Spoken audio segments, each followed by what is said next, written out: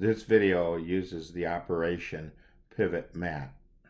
We load Pivmat by double-clicking, shift-clicking, right-click, copy,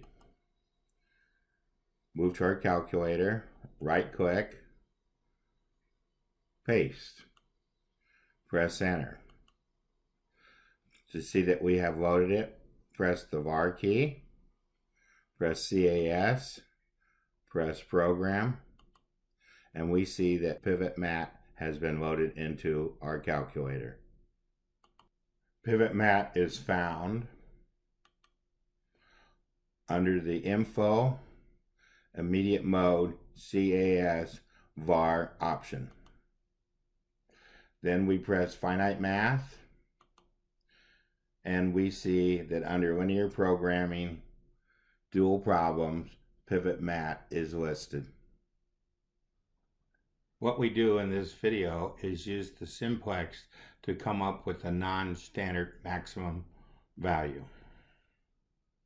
Shown on this page are screenshots from our graphical solution of the non-standard maximum problem. We are showing these to show how we are going to solve these with the simplex.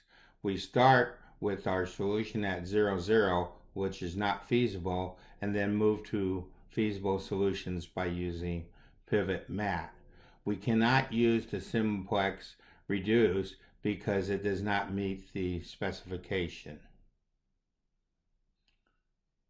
We move to our subpage to see how we solve this problem.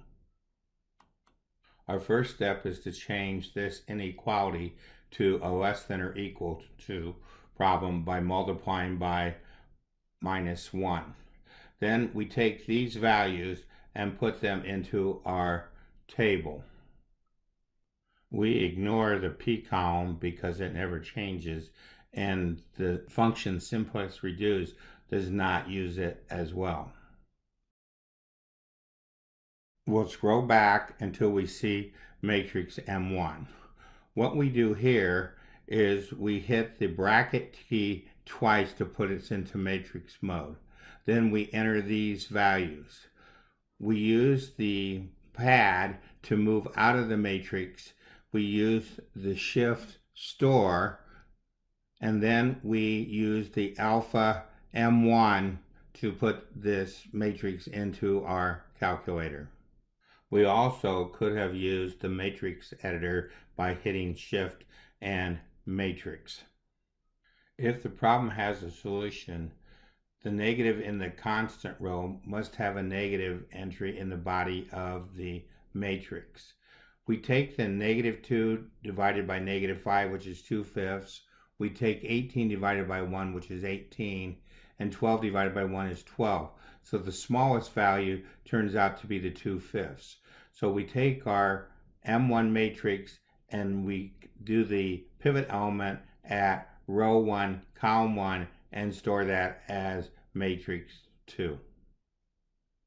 M2 has a x of 2/5, y is 0, u is 0, v is 88/5, and w is 58/5.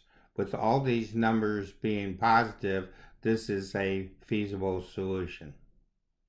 This feasible solution is what the SCAS documentation calls a starting vertex.